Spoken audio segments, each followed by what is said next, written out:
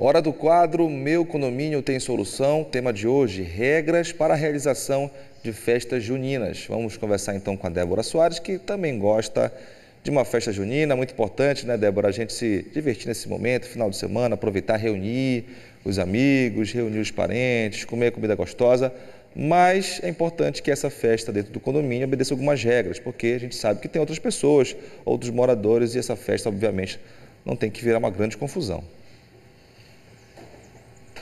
Exatamente, Márcio. Eu amo, né? Eu acho que dificilmente quem não gosta de uma boa festa junina e aí confraternizar, é um momento de confraternização, de reunir amigos, família, mas também, como você ressaltou, tem lá os seus direitos e deveres. A gente precisa respeitar também o ambiente do outro, né? Se tratando de condomínio. E aí, para tirar as nossas dúvidas e explicar para a gente até onde vai os nossos limites, né? A gente conversa agora com o Arthur Júnior, ele que é síndico profissional. Arthur, bem-vindo aqui ao Bom Dia Pará. E eu já começo te perguntando o que não pode e o que pode se fazer nesses ambientes de condomínio, de convívio de todo mundo, né? A pessoa pode fazer é necessário fazer essa prévia, né? Avisar o condomínio, o síndico, da utilização dessa churrasqueira, da utilização desses ambientes em comum, salão de festa, locação, né? Mas até onde vai, qual o limite ali do que é permitido e o que é proibido para esse usuário? Muito bom dia, Débora, bom dia, Márcio, bom dia a todos que estão nos assistindo nesta manhã e obrigado pela oportunidade de mais uma vez estar aqui com vocês, contribuindo e tirando essas dúvidas no quadro. Afinal de contas, o que pode e o que não pode, como você bem falou, o que pode é aquilo que é o bom senso, né? Nós estamos falando de uma festa que vai envolver a comunidade e por isso nós precisamos trabalhar através de uma comissão e essa comissão organizar o evento a fim de que nós não venhamos extrapolar o nível do bom senso, as regras do próprio condomínio, quando se fala de horário, quando se fala de som, de ruídos, né? E dessa forma evitarmos problemas maiores e transtornos. O que não pode, Débora, e aí a gente tem que ter muito cuidado nesse sentido, são as fogueiras que por vezes alguns condomínios desejam fazer, precisa ter uma orientação quando fizer, mas não recomendamos. Afinal de contas, nós estamos falando de um ambiente familiar com muitas pessoas do próprio condomínio e também de fora. Falando de fogueira, que você já falou que não pode, Arthur, os estalinhos, aquelas bombinhas também que são muito utilizadas pelas crianças, até pelos adultos também, que a gente entra na brincadeira, não tem jeito. A minha família lá em casa, a gente usa estalinho para tirar sarro mesmo, para brincar uns com os outros, mas até onde isso é permitido? Débora, muito legal a sua pergunta, porque realmente até os adultos gostam de brincar, as crianças então é um momento de diversão. Só que tudo isso precisa estar devidamente monitorado, né? Seja os estalinhos, seja aqueles chuveirinhos, deve-se ter o cuidado, o zelo. Por quê? Isso também pode trazer algum tipo de acidente não previsto. A gente não deve utilizar os estalinhos nem as bombinhas, por exemplo, próximo de um ambiente onde tenha o gás encanado, os botijões de gás, que podem estar próximo dessas áreas, né, essas tubulações. Então, a gente precisa ter esse cuidado, o monitoramento. Então, a festa junina com as crianças, com os estalinhos, todo cuidado é pouco. Então, o que recomendamos é essa atenção redobrada com as nossas crianças também. Precisa sempre ter a supervisão de um adulto aí, né, Arthur? Quais são os locais que são permitidos e precisa de alguma autorização do batalhão de polícia de eventos, por exemplo, do Corpo de Bombeiros, algum tipo de autorização além da do condomínio? Olha, muito legal também a pergunta, porque isso gera muitas dúvidas, Débora, né? O que o condomínio deve fazer? O que o síndico ou a síndica deve fazer? Bom, deve-se fazer as autorizações, se possível, forem em assembleia. seja uma assembleia antecipada para o evento ou seja uma assembleia que já tenha ocorrido no início do ano, quando se tem já as autorizações para se executar eventos no condomínio. Além disso, recomendamos sim que se faça o pedido de autorizações nos órgãos fiscalizadores, a exemplo da própria DEMA, a exemplo do próprio Corpo de Bombeiros, a fim de que o evento seja devidamente autorizado. Normalmente, o evento em condomínio tem baixo risco, mas é melhor que tenhamos essas autorizações a fim de evitar maiores transtornos, reclamações dos moradores que por vezes não participam e se sentem incomodados pelo barulho, pelo evento e etc. Então, recomendamos sim que a gente faça, que os síndicos façam esse pedido de autorização. Então, para o condômino não fica essa responsabilidade de ir atrás dessas autorizações. Isso é de uso de competência do síndico, é isso? Correto, justamente. Cabe ao síndico fazer esses pedidos de autorizações, a fim até mesmo de que possamos, a exemplo do que estamos nesta área aqui, seja verificado qual é a capacidade desta área. Então, nós temos os salões de festas, os espaços gourmets e a área como um todo do condomínio. Tudo isso precisa ser observado para verificar a capacidade dessa área e também verificar se, em caso de emergência, tudo está devidamente sinalizado para que as pessoas possam se evadir do local com tranquilidade e com segurança.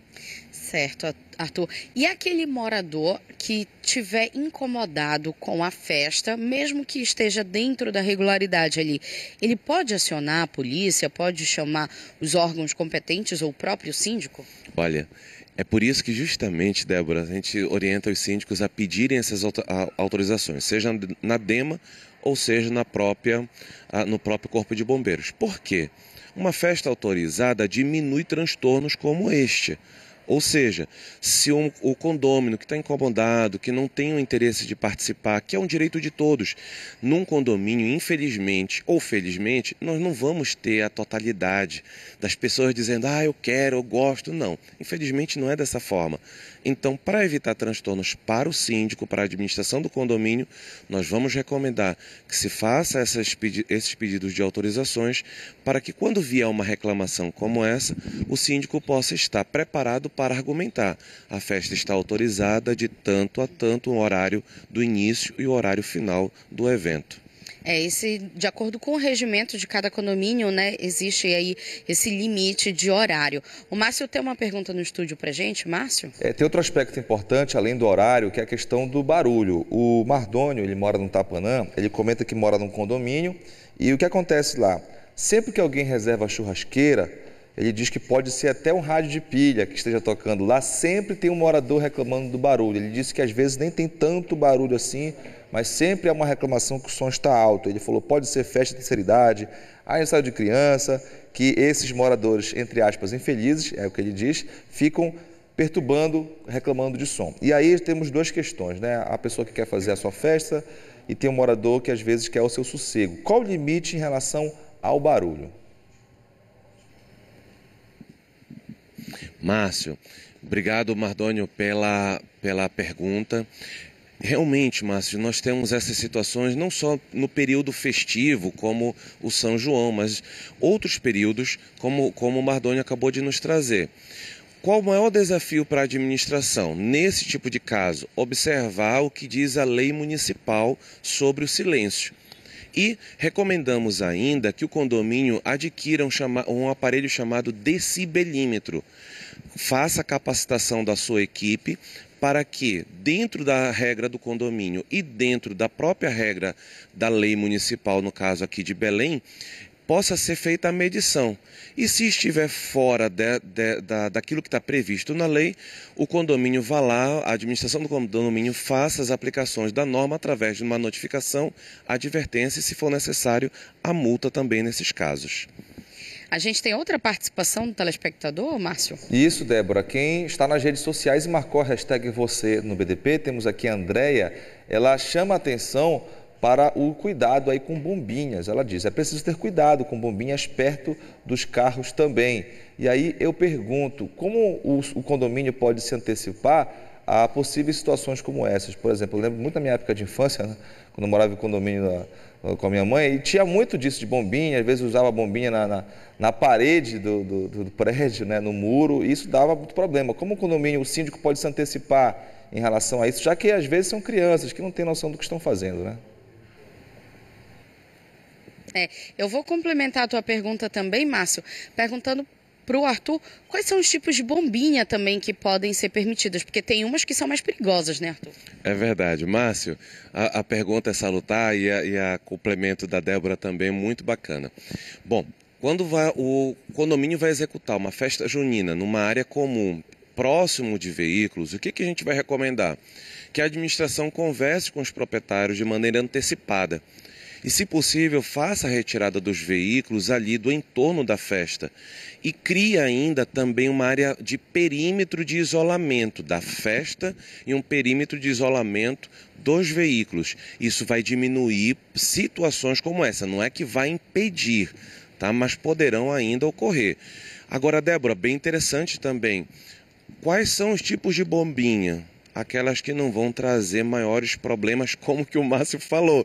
Afinal de contas, tem alguns rojões, né, que são perigosos e que podem trazer danos. Eu não sei se o Márcio acabou trazendo algum problema lá no condomínio dele, mas a gente deve evitar, né, esse tipo de situação, colocando um pouquinho mais de estalinhos e um chuveirinho e evitando essas bombinhas que trazem até um barulho mais alto e podem trazer sim um dano maior aos veículos ou à própria estrutura do condomínio.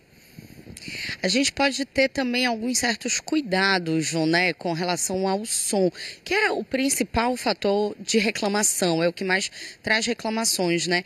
Mas esse cuidado aí com o som, existe um decibel, né, que você até ressaltou que o limite é, por exemplo, isso que a gente está conversando aqui agora, que já é o limite. Mas também tem uma questão do horário, né, que aí é permitido, é proibido, porque o incômodo sempre vai acontecer, sempre vai incomodar, mas aí precisam ser respeitadas algumas regras, né, Arthur? É verdade, Débora. O maior desafio, acredito que para qualquer administração, é fazer essa gestão do som, do horário, do limite. Por quê? O condomínio tem as suas próprias regras. Contudo, nós também temos esses momentos festivos, seja festa junina, seja festa do Dia dos Pais, das Mães, enfim, tudo isso. Como então fazer isso?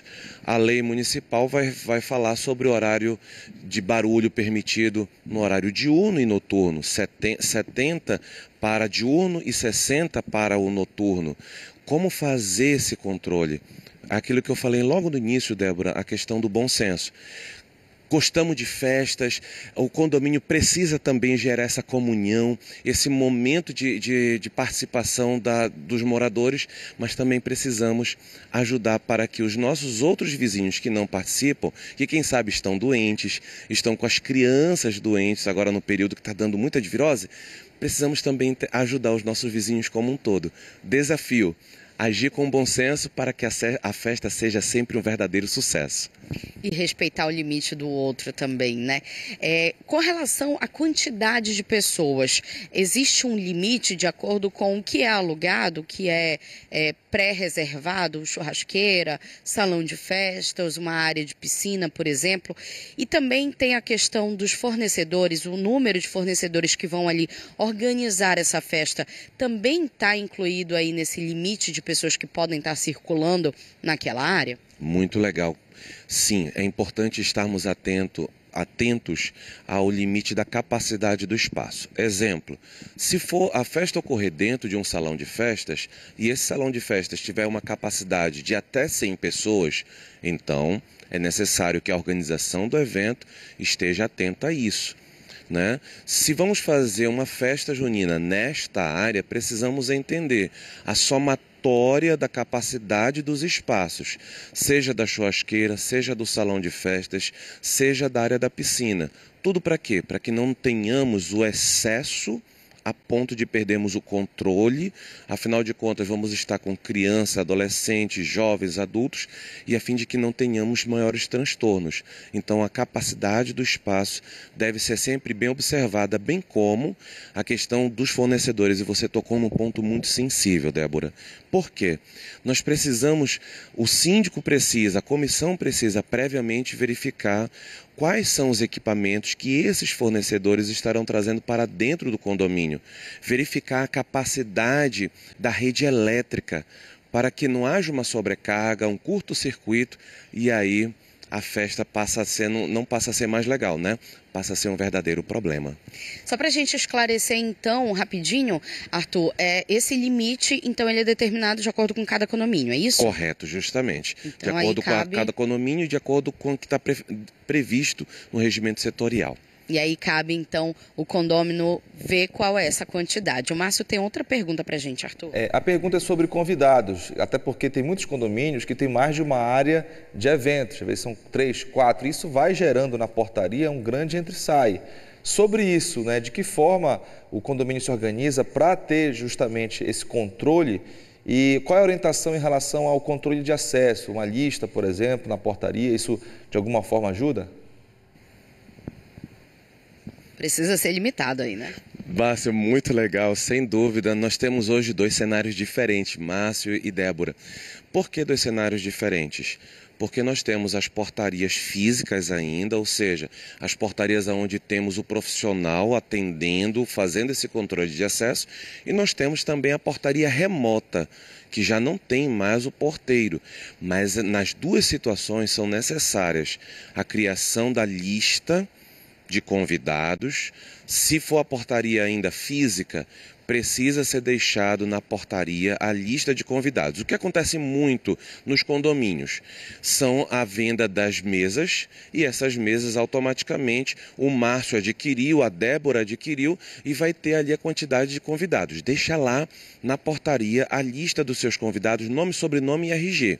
No caso da portaria remota, que é o caso que vem aumentando bastante a quantidade de condomínios em nossa região metropolitana, de igual forma, deve ser encaminhado para a empresa responsável a lista de convidados, a fim de que a empresa responsável possa estar preparada para fazer a liberação gradativa, sempre com muita segurança e muita tranquilidade. Ponto muito sensível nesse momento festivo, mas que é necessário haver esse controle, haver esse acesso devidamente monitorado.